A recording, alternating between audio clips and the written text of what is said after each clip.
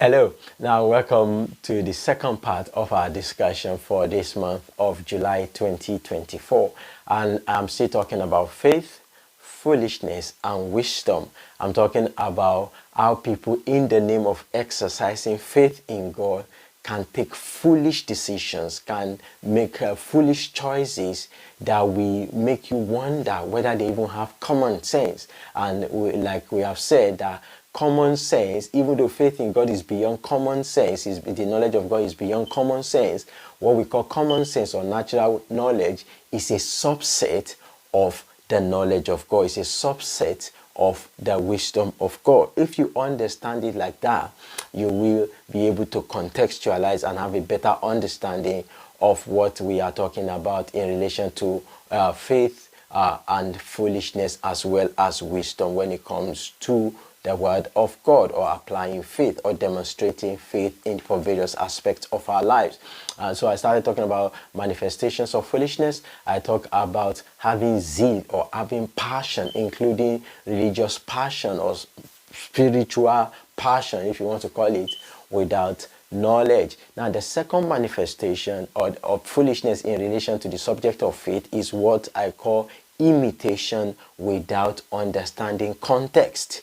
Copying people or imitating what people have done or what they did in the past without understanding context or individual uniqueness. Two different points: context and individual uniqueness. In other words, very simply, following or even imitating people or examples is not wrong in itself. It is good, it is commended if it is done with understanding. So Hebrews in the Bible, Hebrews 6:12 says you should be followers or imitators of those who through faith and patience obtain the promise. Paul said in many places that you should follow him as he followed Christ, right? So following is not the problem, but not doing it with understanding is what we are talking about. And in relation to that, I remember someone that said, for example, they were very studious, they were very diligent as a student, and then they started reading about businesses, business owners, and great businesses, and people that built empires, and then somehow they just read that, many millionaires, many business people, successful business people, did not go to school, or they dropped out of school, dropped out of college. And then the person just got this idea that, that means they didn't have to go to school as well. So that, if successful business people did not go to school or drop out of school, or most of them drop out of school, I will also just drop out of school. And then I'll just concentrate on business. And the person dropped out of school, and it didn't work out well for them. I'm not saying that education is the main prerequisite for success. No, I'm just talking about how people can imitate or copy examples without understanding context or even understanding individual uniqueness. So you cannot say because maybe many millionaires drop out of school, so that means you dropping out of school will make you a millionaire. So for example, there are many people that did not go to school, right? You could say, yeah, they are successful in life, but there are many more people, right, that went to school and are successful in life. And there are even many, many more people that did not go to school and are living as non-entities in life. So you cannot just establish simple correlation and copy it as if that is the standard. That is what I'm talking about in relation to copying or imitation without understanding context or without understanding individual uniqueness. Again, I'm not saying education is the guarantee, right? Schooling or education is not necessarily a guarantee for success, but you can agree that with me that there are more illiterates that are poor than educated people that are poor, right? So maybe for every illiterate person that you see that is rich, that you know that you want to give as an example, there are many more illiterate that are very poor that you probably don't know about. So that is what, and of course there's a difference between education, schooling, literacy and illiteracy, but that is not my focus. My point is you cannot just copy what somebody has done without understanding the context in which they have done it, or they have acted that way, or seeing or understanding the uniqueness of what the person carries, or what they do, or what they did, and why they did the things that they did. So maybe you read about an evangelist or a preacher that healed people in a particular way. You cannot just copy it and expect to get the same result. And somebody they say, oh, but maybe Peter prayed for the dead the same way Jesus did for the dead. Like I said, the point is understanding context, understanding individual uniqueness, and of course being inspired by the Spirit of God. You may be in a difficult situation and you remember something that you have heard, or something that someone has spoken to you, or maybe even a message that you heard, or maybe the experience of one individual around you.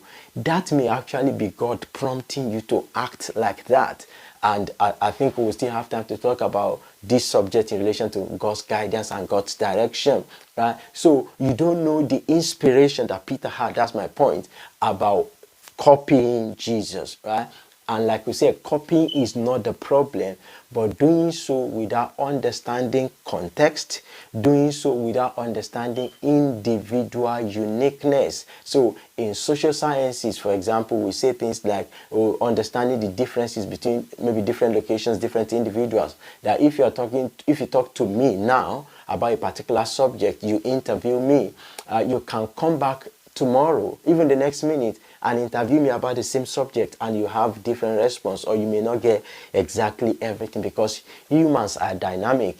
And in the same way, the situations, the challenges that we are confronted with in life are dynamic. So you cannot say because your father maybe treated your mother in a particular way, that is how you are going to treat your wife. That is what I'm talking about, right? You cannot just copy because you are not your father, even though you may have his DNA, and your wife is not your mother. You cannot say, oh, maybe your mentor did exploit or became great because they have a particular routine, and you will follow the same routine. You are getting my point now about copying or imitation without understanding context. So when we talk about context, you do need to understand your environment. You do need to understand the area of life that you're talking about. You do need to understand maybe the times and seasons in which you live in. So for example, somebody is looking for a job, maybe in a time of recession, and they adopted a particular strategy. So you cannot say, maybe even in the same economy, you cannot say you are going to apply the same strategy, maybe in a time of economic boom, or somebody in America adopted a particular strategy, or they talked about some principles, and you want to say, oh, you want to copy it black and white. Even though the principles are the same, principles are universal. So let me talk about a more practical example, diligence. Now, every successful person is diligent. We know that. Diligence is a requirement for success. But how individuals demonstrate their diligence when it comes to their job differs. It relates to individual uniqueness. So for example, some people work strictly maybe morning to evening because they feel they are more productive like that. Some people work through the night because they are more productive like that. So you cannot say because a successful person that you know, maybe they work 15 hours a day, 16 hours a day, whatever, that if you are not working like that, you will not be successful. So you stretch yourself, you overdrive yourself until the point that you break down. That is what I'm talking about. The principle is diligence, but the understanding, the application of it is wrong, is defective. It's the same way, it's the same thing when it comes to the subject of giving. For example, you cannot say, oh, because X gives a certain amount of their income to charity or to God, to the poor and all of that, that is the standard for you as well. Again, context is important, then individual uniqueness. So I know of a particular successful businesswoman that says, oh, you know what, she became very successful, but she would credit her mother-in-law for raising their children.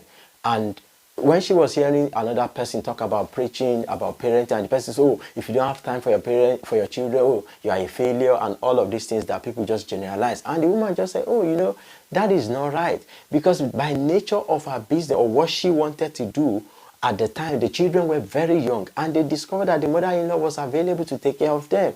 And then over time, the mother-in-law took care of them. She faced the business, and the family was able to balance everything in the long run, and the children are doing okay. So that is what I'm talking about. You don't just copy or imitate without understanding context and without understanding individual uniqueness or individuality, that you as a person, you are unique, and you the other people too, they are unique. Everybody is unique. So God has different plans, different purposes for our lives, and there are different phases, different aspects of God's plan, of God's purposes for our lives.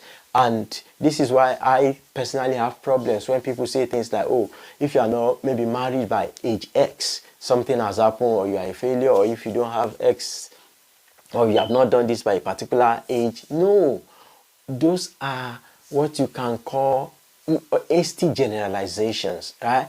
If you understand, if you begin to take context into consideration, you will see that all these things that people say, they are relative. They are very, very relative. And it is on that note that I want you to begin to ruminate about different aspects of life as we journey in this series. This is just the introductory part. So I'll talk about this in relation to health. I'll talk about this in relation to finance. I'll talk about this in relation to relationships and other aspects of life like that. But this will be a convenient point for us to draw the curtain for this month of July. We have just talked about the introductory part of faith, foolishness, and wisdom. I suggest you listen to this again, and of course, feel free to share it with someone that you know will benefit maximally from it. If it has inspired you, if it has enlightened you, please share it with someone and let them be blessed by it as well. Now, our next meeting will be in August the 16th, 2024, and I'll be talking about faith, foolishness, and wisdom part 2. If you have any questions before then, please feel free, drop me a message. The email address is in the description box, and I'll be happy to answer your questions, or including even getting your walk with God right, or about spirituality as we are talking about it in this edition. So thank you for tuning in. God bless you, and I'll see you next time. Bye bye.